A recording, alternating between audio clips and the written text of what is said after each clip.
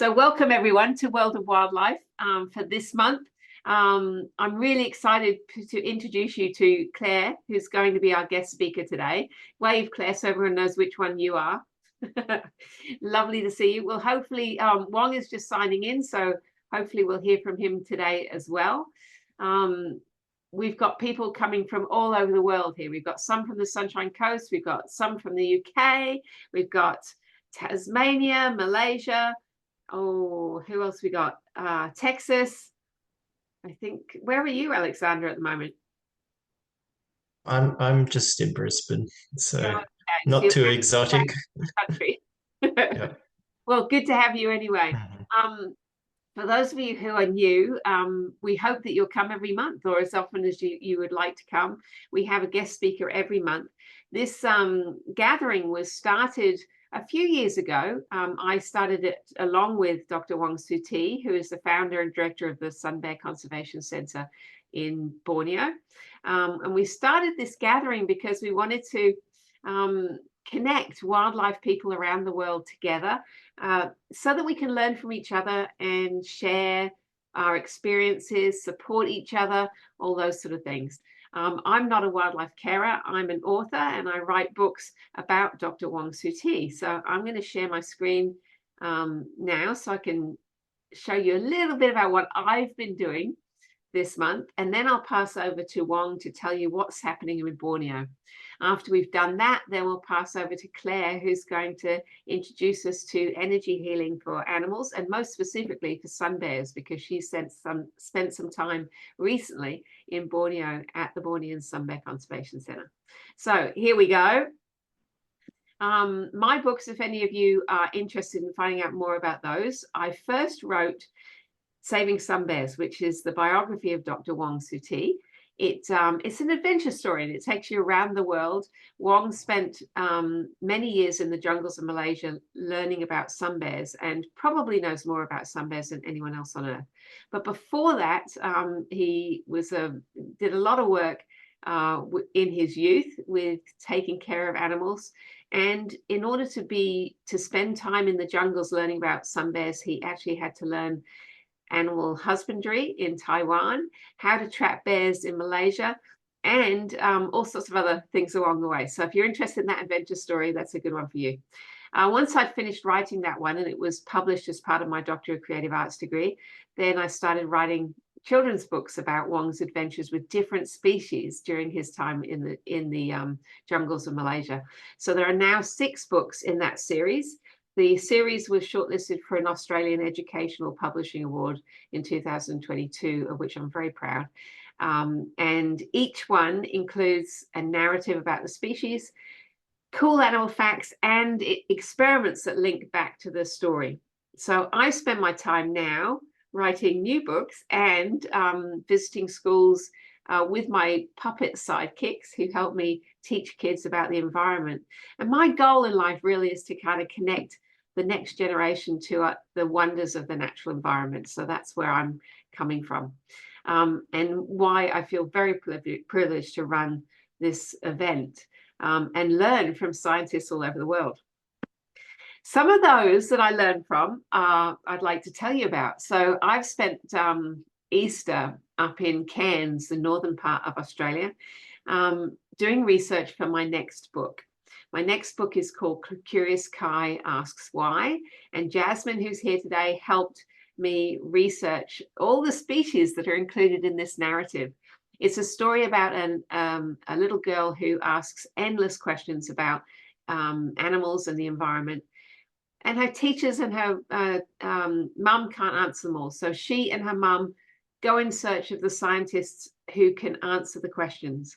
Now, this narrative, we've got a child who is a fictional character, but all the scientists are real. So when I went up to Cairns, I spent time with scientists and professionals learning about 3 species that will feature in this book. They're not the only species, but these are the 3 that are in Cairns. So this is Marie Treadwell Kerr, and she is a bat expert. Even though she looks like a butterfly expert there, she is she's the Spectacle Fox recovery team head, and she's also the vice chancellor, vice chair of the Wildlife Tourism Australia. She was kind enough to host me while I was in Cairns, and I spent a wonderful few days learning endless things about bears, and also, as you can see in this picture here, about curtain fig trees. If no one's aware of what a curtain fig tree is, that's what it looks like. It's an incredible type of fig tree that is caused by a fig tree growing, and then the host tree that it grows on fell over, meaning that all the fig tree started growing roots down to the ground, and it has this curtain effect. So just a regular strangler fig, but it has this curtain effect. What I learned from Marie was all sorts about all kinds of bats. These are a few of my favorites. So the bat on the left-hand side is called a tube-nose bat. It's a micro bat that lives in northern Queensland, throughout most of Queensland. This one's actually called Gypsy. Isn't she gorgeous? And Gypsy is my dog, so I'm really happy that she's called Gypsy. Gypsy is really tiny. You could hold her in your hand. And she's a rescued bat that was caught. I think she was caught on barbed wire. I think that's how she's ended up at the Tolga Bat Hospital Rescue. The other picture on the right-hand side is a little red bat, or a little red flying fox. Beautiful, beautiful animal. So I got to spend some time at Bat Reach as well to find out about these animals. So these are all the cool things that will go into my book. Then I spent time with these two amazing people. This is Matthew Connors on the left. Matthew Connors is a researcher at JCU University, and his research focus is on katydids and praying mantis. The woman on the right-hand side is Caitlin Henderson, and her family own this amazing thing called Mini Beasts. Mini Beasts is an organization where they actually they keep lots of different tiny insects and animals, and they actually take those into schools and do educational things with them. Now, Caitlin told me that her goal in life is to make everybody love spiders. So she and Matthew took me out spotlighting, and we saw all kinds of amazing creatures spotlighting in the Kuranda region of Cairns, which is up in the hills. Here are three of my favorites that we found. We've got a huntsman spider on the left-hand side. We've got a stick insect with these incredible magenta wings in the middle. And that other little guy on the right-hand side is a weevil. Who knew that weevils could be so gorgeous looking? So yeah, we found all kinds of amazing creatures, and I learned a heap from these people too. The last person I spent time with is this gentleman here. This is Graham Lauriston, and he runs Tropical Vets in North Queensland. So his job is basically taking care of wildlife as well as domestic animals, but he is probably the vet most aware of and experienced with a species called cassowaries.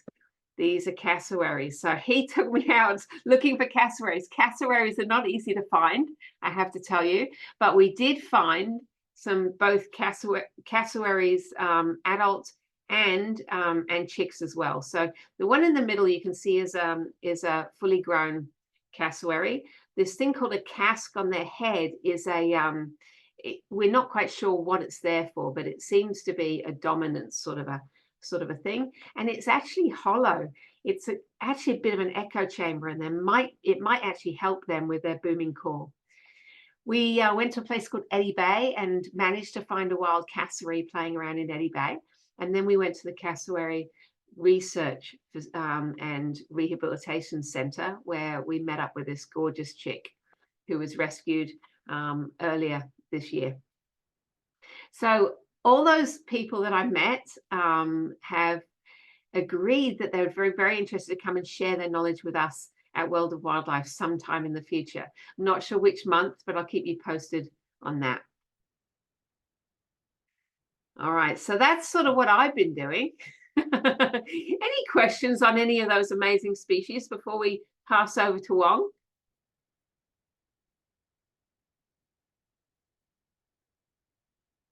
No, pretty cool. Okay, you'll just have to read the book, I guess. All right, now I'd like to pass over to my friend, someone I admire greatly, Dr. Wong Suti, the founder and director of the Bornean Sunbear Conservation Centre, who's joining us from, I think it looks like his office in Malaysia. Hi all. Good. Well, welcome again to, well, it has been another month, time flies. For this month, since our last meeting on the 10th of March, I spent time's passed really fast. It really quick. Yeah.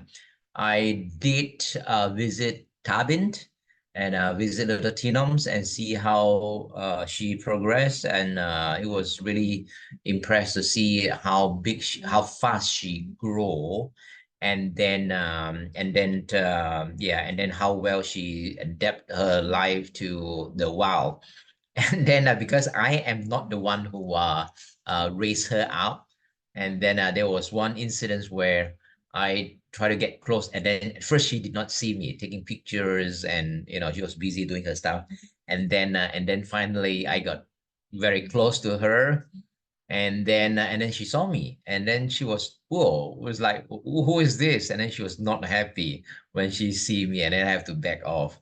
Luckily I know how to read a sun bears, if not I'll be in trouble. Yeah, so which means that she's doing really well, and she recognized me as a stranger, which is a good thing. The rest of the team, she can get along really well. And then she has been, when she's in the woods, she's busy all the times, digging, climbing, looking for food. And then she also loved to dip herself in the little water wallow to cool herself down. I'll post more videos from time to time about her What you progress. posted so far have been awesome. She seems to be doing Yeah, really well. yeah, yeah, and Judah has been, and the field team has been sending me videos and pictures from time to time. I should spend more times and go and post it, all of them to, yeah, and but yeah, slowly.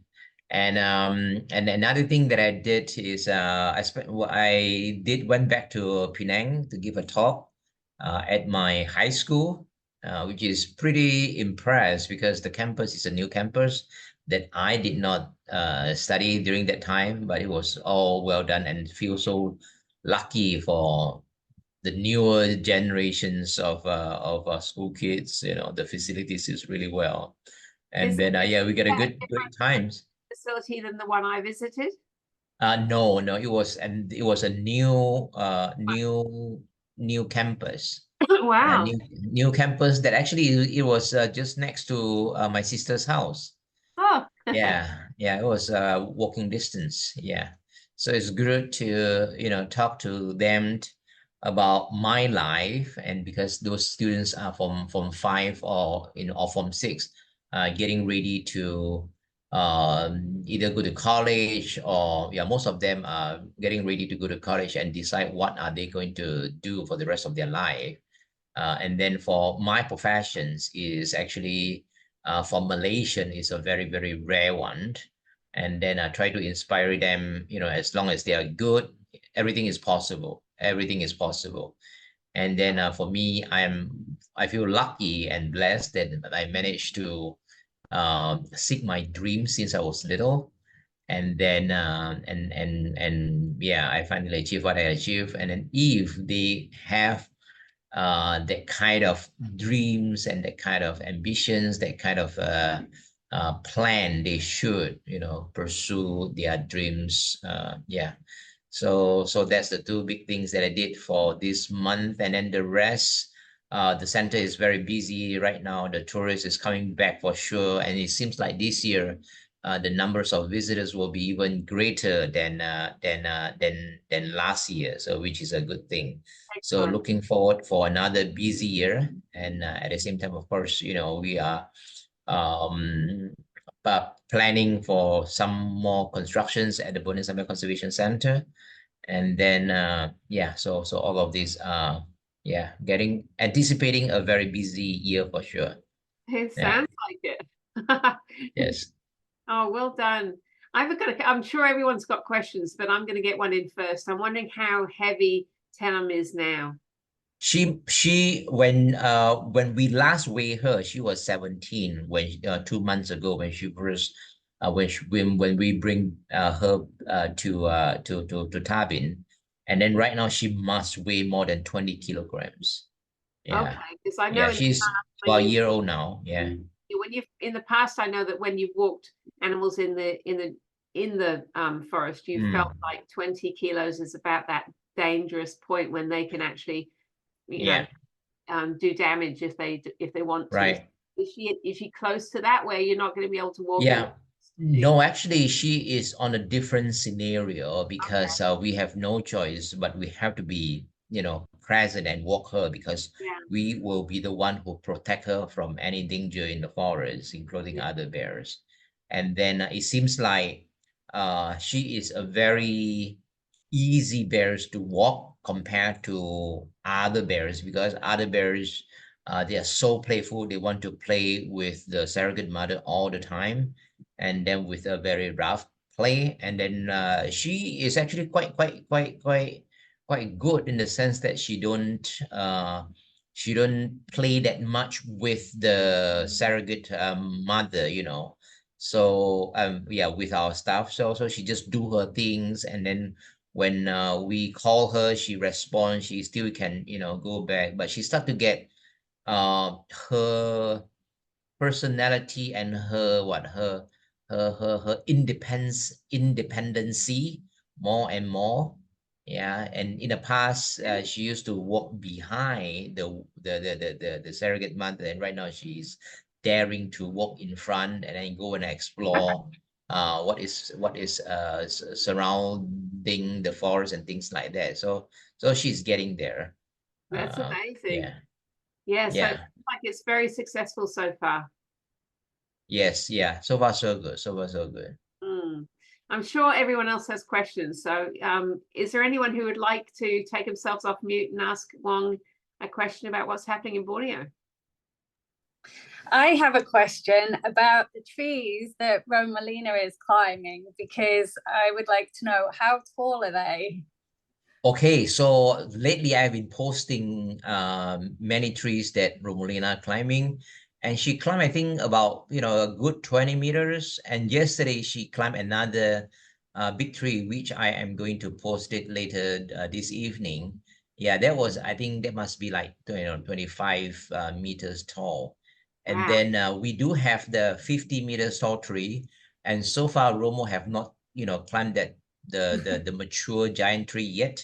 In the past, Tantan did climb, one of the big tree or a few of the big trees in the forest enclosure. And then I think it's just a matter of time that she's daring to challenge herself and then climb those big tree. And it's really amazing to see how, she just clinging on that big tree trunk and then just walk herself up there. And because there is no room for mistake, if any mistake and she slipped, it's not gonna be good. Yeah, it's not gonna be good. And then yesterday there was one scene where she was like, she was holding herself with 3 legs. I was like, whoa, she let one of her paws off, and which is like, wow, yeah, amazing. It's amazing to see that their claws when they clamp, literally clamp. I need to use the word clamp into the forest on the tree trunk. It is very, very very, very deep and very, very strong. Yeah, and then she is like what, 32 33 kilograms, and then you can see the strength that hold on just on the few claws that she have. It was pretty quite impressed. Yeah, that's amazing. Any other Thank you. questions?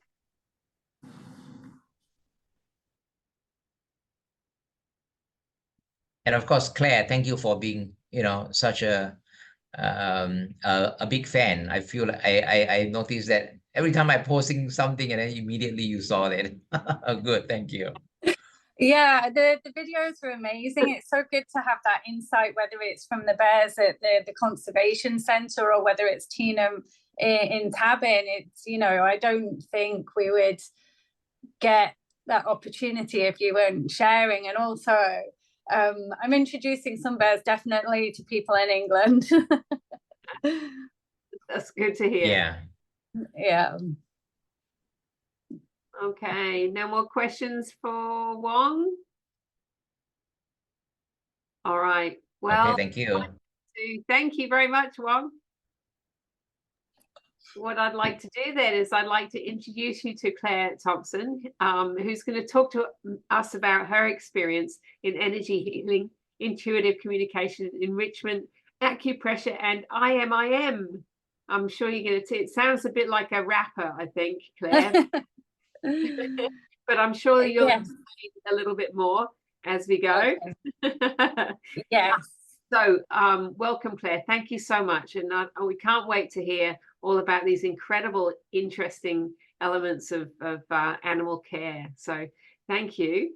I'm going to share your slides if you'd like me to. So yeah, that'd be amazing. Thank you. And thank you very much for inviting me to talk about these. Oh, absolutely. So we've all got something to learn. So here we go. You're on. Tell me when you want me to flip. Okay, so yes, I'm Claire Thompson from Claire Thompson Animal Stories. So if we can move on to the next slide. And what I do, so I work with energy healing, animal self-medication, and animal acupressure. So energy healing is, if you've heard of Reiki, it's the same thing. It's an intention to connect with a human or an animal and create a safe space for them to for their parasympathetic nervous system to kick in for relaxation. It's to allow them space to heal. Animal self-medication is where there's been 30 years of research of animals in the wild and what they choose to self-medicate themselves. And so that's being brought into the conservation side and domestic animals to help them choose what they can't in the wild. So we've taken away what they would be doing for themselves and bringing it in. So IM is actually the ingrained method of innate medicine. So that's the animal. They know what they need. They know the amounts that they need. So it's allowing them to choose so that they can self-medicate and heal themselves. Animal acupressure is the same as human acupressure. So we have the points in our bodies which relate to different organs, and we can use these pressure points to alleviate certain issues. I don't think we're going to be trying this with any of the sun bears, I have to say. But it's another skill that I like to use for domestic animals and equines. Why am I doing this? Because I believe that it can really make a difference with the tools that you can see. And it's not something that makes me special, because we could all do this. It's about learning how to do this and how we can help the animals in a different way. And I really believe that with these, we can make a difference, and we can give them a voice to find more peace from stressful situations. So if we move on to the next slide. So I hope I won't be repeating myself too much. So yeah, again, benefits for the bears, relaxation. With the sun bears, obviously, they're in a situation where ideally they would be in the wild, climbing trees like Tina. So they've come from very stressful situations in some cases.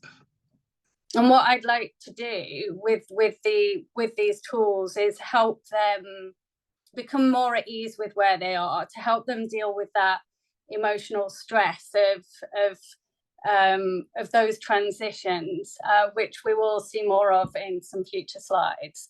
And again, it's about creating a space for them to, on an energetic level, to connect with us. The bears get the best care with their bear keepers, and they understand the bears. And this is just about bringing a different level to that communication and really tuning in with observation, looking for, you know, tiny subtle changes when we're working with energy healing. Like, do they have sleepy eyes? Are they staring off into space? We're watching for those signs that they're really lowering their energy. And by doing so intuitively, we can kind of connect to what's going on. So for me, I can pick up a feeling in my body. So it might be a pain in my stomach, or in another area of my body, or I might get a word that pops into my head, or a sound, or a vision. So these things can help us express what the bear might not be able to with their keepers, and it's really interesting to see how they respond. Some bears are completely open to energy healing, and some of them are really quite shut down. So it's going to take some time for them to be able to get to that level where they feel comfortable to communicate with us. And also the bear care team enjoy, from what they've told me, they enjoy coming in and seeing that connection and learning about those things. So if we can go to the next slide. Thank you. So the process with the bears is that I like to get information when I arrive. So I speak to Dr. Boone, the vet, and in this particular picture, she gave me a list of 12 bears. This was my first visit. And we didn't have a lot of time, so we have about 2.5 hours per afternoon, where the bear house is relatively quiet, and that's a time when they get their enrichments as well. But that's the time that I would go in. So knowing that there's 12 bears to see, possibly more, we have to kind of work out who would be on a priority list, who would be more preferential for us to see. And sometimes it's good to do several sessions with them, because you can see changes during that time. So a session will always begin with orange blossom water. So this comes from the self-medication side, but can also be used to help with the energy healing, because orange blossom water smells amazing, but it also is really relaxing for a bear, and the same with rose water. Valerian is the stinkiest smell I have ever come across. It's almost as bad as garlic. Garlic's a different kind of strong smell, but valerian is smelly feet, basically. It's smelly feet in water, and you can get valerian in water. You can have it as the essential oil extract, which is more potent, and you can also buy valerian root. And all of these just absolutely stink, but every bear loves them. They really, really enjoy that. And valerian is also very, very relaxing for the bears. So this is how a session starts. So it's like a nice introduction to say, oh, we're here, you know, we bring peace, and you know, and you can feel relaxed. Quite often with all the bears that we see, I'll have a cloth, which is 100% cotton. We always use that to put some of the oils on, or the water, and they will take it through the bars, and they like to have a sniff. Sometimes they like to rub it on their heads, and then they might sit on them. I can't explain why they sit on the cloth, but that seems to be quite a common thing. So, okay, if we can move to the next slide. So in the next few slides, I'm just going to go through some of the bears and the experiences that we had. So the bear care team will always assign a keeper with me, and Dr. Bean, the vet, will be with me as well. And sometimes the bear care coordinators. So usually there's 2 or 3 of us with each bear, and so that they can learn what the bears are selecting and how they're feeling as well. So yeah, if we just move on to the next slide, we can start with Amako. So Amako, I believe, is the oldest bear at the moment. I think he's 30 years old now, and he's a beautiful bear. In this picture,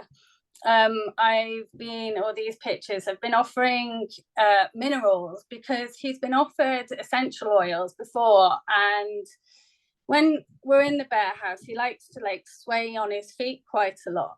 When I didn't find a way to try and break that, so what we're trying to do is like lessen those learned behaviors that they might have adopted to be able to cope. So for my second visit, we offered the minerals spirulina, barley grass, licorice root. I'll explain coconut oil in a moment. So he has 4 trays, and this is like the self-selection principle, which is fascinating to watch. So the very top tray actually has spirulina in. The second tray down has barley grass. And then you've got licorice root, which has actually got a little bit of coconut oil around it. And then you've got a tray with just coconut oil.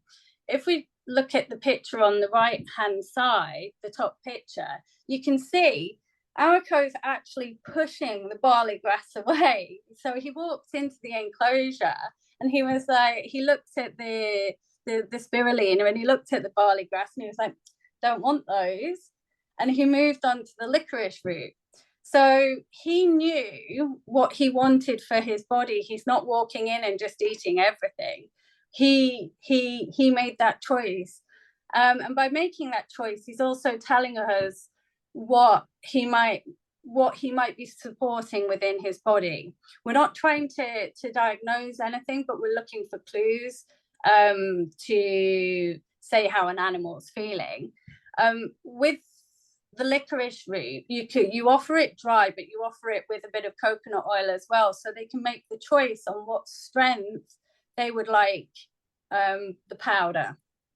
Okay, so they can dampen the strength down by licking the coconut oil as well, or they take it dry for more potency. Amako also chose coconut oil on its own. And afterwards, after his selections, he spent a lot of time grooming. So he was licking his front legs, and we don't actually know yet why animals do that after they've been through their self-selection process. But he seemed very calm, and he'd stop pacing or swaying from side to side. And he took himself off to the back of the enclosure and like carried on having a clean. It's just, why do I do this? Because it's so good to see the animal benefit from or break a habit, even if it's for a few moments, and see that somehow this is making a difference. The other thing was sometimes he likes to nibble on his poop, and he wasn't nibbling on his poop either. So that was interesting to watch. Coconut oil can be has many uses. So it can be like, I suppose, a kind of carrier oil. So you can, if you're offering licorice root like a powder, or I think devil's claw is the other one, you can mix it with that, and it's not too heavy on their internal organs. So it's a really useful oil. It can also be selected on its own for like antifungal purposes. So if we move on to the next one, Along is a very, very interesting bear. He's massively imprinted on me. He keeps popping into my head, and he makes me smile a lot. And these bears that I'm going along, it's more about the self-medication at the moment rather than the energy healing, because we need to lower that. We need to lower their energy in order for the energy healing to be able to connect with them. Because if their energy is too high, it makes it very difficult for the energy work to kind of lower them even more to where they need to be. So with the self-medication, it's like taking a first step into bringing that energy down. And with Along, he's nicknamed Angry Bear. But I don't get that impression from him. I just he makes me smile. But to be fair, my first visit with him was very interesting because he was a bit angry. We offered him orange blossom water, which he absolutely loves. And he had his cloth and he sniffs it and he sits on it, and he would go away from the front of the enclosure, and he would come back. And that's a sign that he wants more. He wants something else. So we were working with different, we call them yellow oils, so sunshine oils, like I'm trying to think, Melissa, anything that's kind of sunshine based, the orange, sweet orange, as well as orange blossom, neroli, which is a similar oil. But I didn't quite understand him on my first visit, because he would actually get quite angry, and he would shake the enclosure bars, and he would put his foot in his mouth. And then he would take a break and he would look at my oil case as if to say, like, what's in there? I want something. And I left a bit upset, because I was like, he's trying to communicate with me and I don't understand him. So on my second visit in December, I realized that actually the way he was processing information was to shake bars, but he wasn't as aggressive this time. He was offered the same oils, the orange blossom oil, that seems to be like his go-to. I offered a pain remedy as well, and he kind of walked away. He got frustrated, put his foot in his mouth. And at this point, I kind of realized that maybe this is his way of processing, because he wasn't as angry as he was from my first visit in May. So although he was doing some of the same behaviors, it was less intense. So I felt like I created a bridge with him. And I think when I go back in May this year, we should see a difference again with him. He's a really hard bear to read. Like, you can't say like this is exactly what's going on. So it will be interesting to see, what the next visit brings, what he chooses, whether he's still choosing the joy and the sunshine oils. Okay, next. Kudat was really interesting as well. So he sometimes plucks his fur, and the team are unsure as to why he's doing it. So we were trying to find out what was going on. He really loved all the really smelly oils. Like valerian was one of his favorites. Garlic was his absolute. He as you can see from these pictures, he has them on the cloth. We put the smell on the oil on the cloth, and he took it, and he was wrapping it around his head. He was kind of almost, like when you're in the shower with a loofah. He was doing that with the towel. And I'm unsure as to why, he's trying to apply it topically. He did smell the oils. And he did also ingest garlic as well, and cloves. So while I was working with him, Dr. Boone was with me, and she said, oh, you know, can you pick anything up? And with him, I did actually get a pain in my stomach, which led us to offer him the oils that would support his microbiome, the gut, and yeah, hopefully that might lead to understanding a bit more. Is something going on internally that's causing him to pluck his fur? So yeah, but he was really interesting, in that it was a very definitive of like leading you down this route of the choices that he wanted to make. Okay. And this is Noah. So Noah has 4 different size paws, and the team were really confused as to what was going on. Why has Noah got different size paws? And I offered him calendula CO2, which comes in a small jar, and he ingested nearly all of it, which was really interesting. He was offered also pain remedies, and he wasn't interested in the pain. He was choosing for the inflammation, and also for the carrot seed for internal repair. And yeah, so I think he's gone on, he's had some x-rays, so I think the team understand what's going on. And I know there is I think all the bears have been health checked as well recently, so it'd be interesting to see what comes back from that. Okay. And this is Kukuton. Kukuton is the bear that is most open to energy healing. So on my first visit, I did work with him energetically, and he just took himself off to he has like a hammock, and he took himself off to his hammock, and he lay down with his head on his paws. And he's a really sweet bear, but he didn't make friends very well at first, and he was always staring into the sky.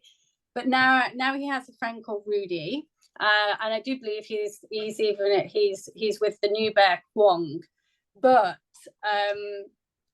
Kwong, the dynamics between Kwong, Rudy, and Kukuton are quite different. So Kukuton was in an enclosure with Kwong and offered valerian, which is, as you can see, which is very calming. And this was the effect after Kukuton had inhaled a very large dose of valerian. He kind of just like lay on his back, looking at his feet and like staring off into the world. But he also chose vanilla, which makes sense because he is a quiet, sensitive bear. And at the moment, or I think previously, Rudy didn't like that Kwong was with Kukuton, so she was quite like, Kukuton's my friend, but Kukuton's not allowed to be friends with anybody else type thing. And she would get a bit cross with him, even though they were in different enclosures. So yeah, the dynamics are really interesting there, and I think this, just helps him process that. Okay, the next one. So yeah, so this is Rudy, who I was just talking about, and we, based on what I was told by the team, she was offered some enrichments and the following oils, because I kind of thought that maybe something was going on hormonally that was making her like say, oh, Kukuton's mine, and Kwong, if you talk to him, I don't like that. And what this resulted in was Kwong being really interested in what was going on. So I ended up working with the 2 bears, and eventually they both climbed up where you can see Rudy is in the top picture. Kwong is actually the other side, and Kwong and Rudy started having a the communicating, saying hello to each other without any aggression.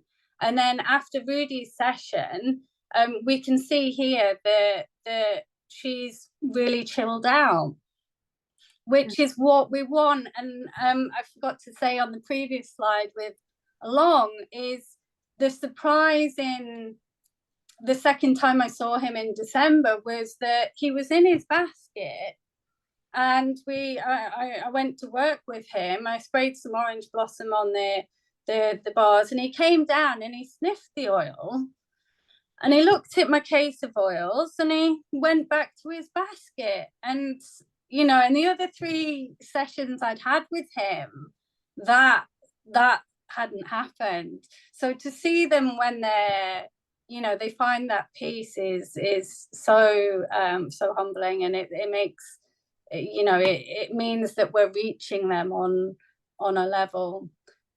Okay, I think, yeah, so the feedback is the instant relief that the team see, and they're interested in the energy healing, which is really nice. So we can say, you know, your energy, if your energy is really high, then that's going to come across to the bears. If we bring our energy down, then that makes for a calming environment as well. Not that the bear carriers are like high in energy, they're very calm people, but that's just one of the things that with the energy healing we bring across. The instant relief with the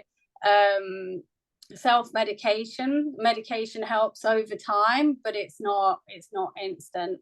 And the new methods that we can bring to the team to help. So yes.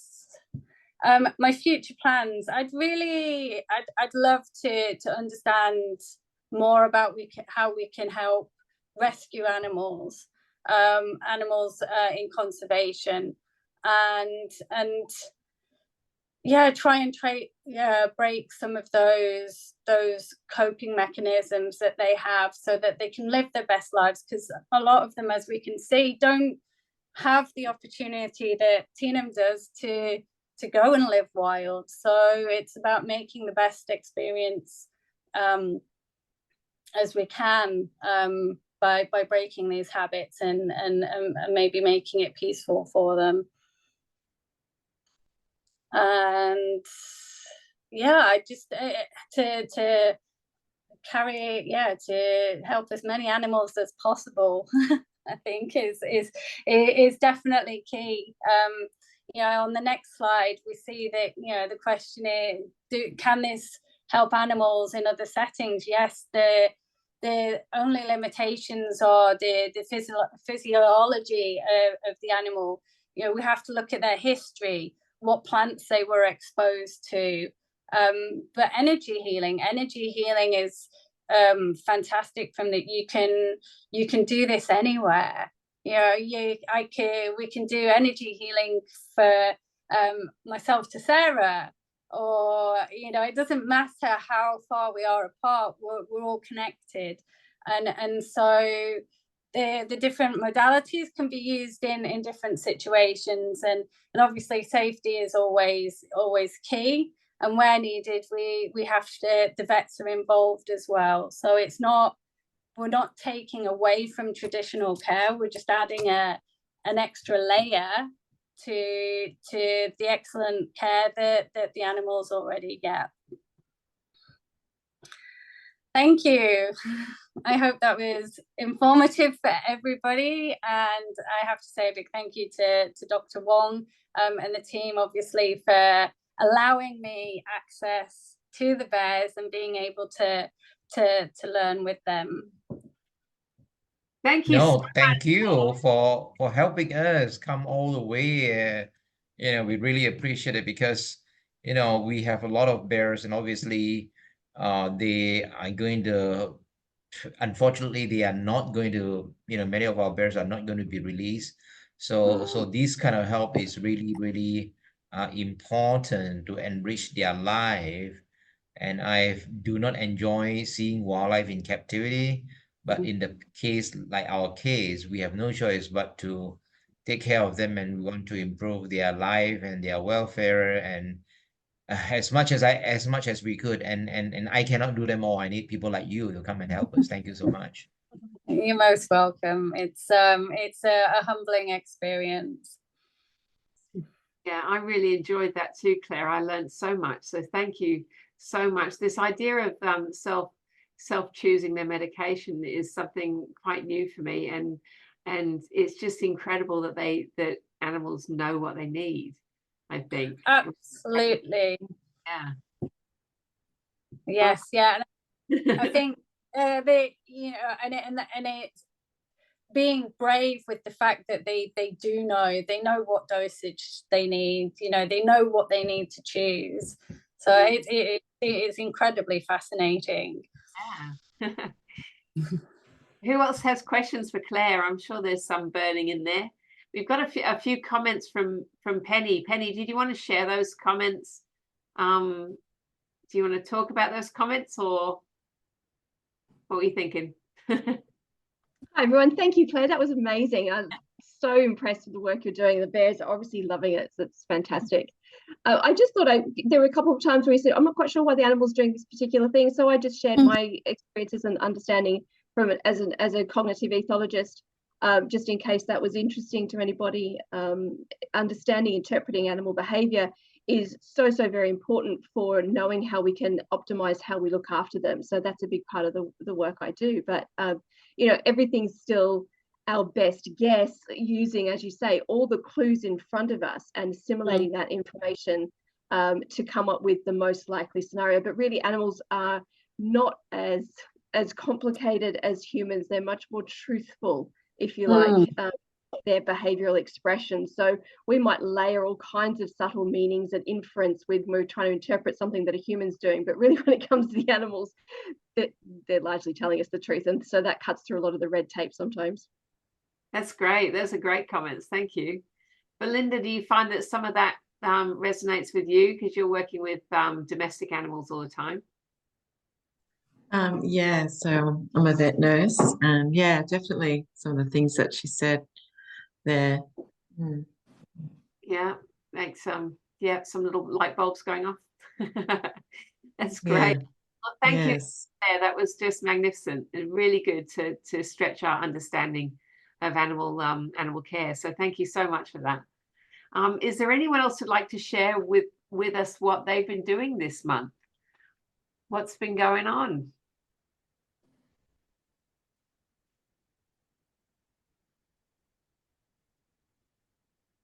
No, we've got some shy people in the room. All right, I'll pick on you all then. Jenny, what's been going on with you? I'm just busy writing grant applications and organising festivals, but I did have to extend National Science Week authors in schools to add in another author for a couple of days because the first week just got booked out so quickly. So I added in Yvonne Mess, who's got a new book coming out called Opal Dinosaur. Oh, lovely. That's a good one. Well done. It's not coming out till August, so that'll just fit in really well with Science Week. Excellent. Spencer, you've got a bit of news to share because last night wasn't a very positive one for you, was it? Hi, everyone. Hi, Sarah. Yeah, that was really interesting, Claire. Yeah, as you said, Sarah, I have got a bit of news. As to what I've been doing in the last kind of month, I've been speaking down at a Bob Brown Foundation rally down in Sydney to end native forest logging. I went down to Melbourne to speak at the sustainability conference with Costa, Anne Jones, Tish King. I spoke at an animal rights forum as well down in Melbourne too, and I've been visiting all different places on the way back from there that local communities are trying to protect, and that was really incredible as well. And then last night you had a bit of a back step, I guess, because the Wallam it's actually it's bad, but it's also good because, you know, it's the wrong thing that they've done, and hopefully, you know, they will hopefully learn that they shouldn't be doing things like this off it. So basically, the Uniting Church, who I've been trying to stop their development at Grass Tree Court, Sunrise Beach for the past 6 years, have destroyed Lot 9 and Lot 6. So Lot 9 was destroyed a few months ago now, before Christmas, and the final parts of that were destroyed, and that's 5.8 hectares. So once they destroyed that habitat, they've been starting to do retaining walls and get the area ready to build, basically. And just not last night, the night before, we went down to the back of Grass Tree Court. We're actually frogging in the back of the Wallam because there's some incredible Wallam froglets down there breeding at the moment, and Wallam sedge frogs, which are threatened species. And while we were down there looking for them, and I was trying to photograph them, they're actually as big as your fingernail. So they're really hard to spot and really incredible. And while we were down there, I saw 2 huge, big industrial pipes that were basically pumping water from the building site on Lot 9 straight into National Park, which is not good at all because that is such a well-balanced ecosystem. It's hanging on a knife's edge. That's what the Queensland government has said. And really, they are not allowed to dump their waste What can we from do their to building help, site. Spencer? What was that, Sarah? What can we do to help? Yeah, so what you can do is to write letters. So you can write to Leanne Linnard, who is the Queensland State Minister for the Environment, and also to Noosa Shire Council. So I can put their contact details in the chat if you would like, and also all the info and my video is on Facebook and Instagram, Save Sunrise Glossies as well. Yeah. Thank you. If you can put those in, that would be really, really helpful. Maybe we Yeah, can well, yeah. extra things, extra letters in that direction. That'd be fantastic. Thank Yeah, you. thank you. Yeah. Yeah, Excellent. they are investigating it, so hopefully that gets done properly. Yeah. Thank you. Yeah, that's all right. Thank you for sharing. And thanks for the work that you're doing. You're incredible, Spencer. Anyone else got anything they've done this week or month that they would like to share?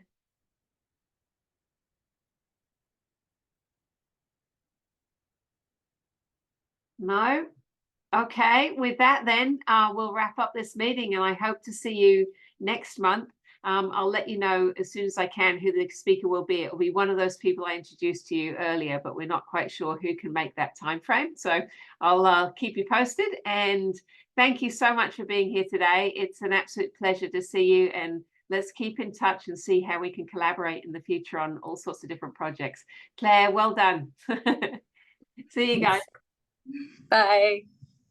Bye. Thank you.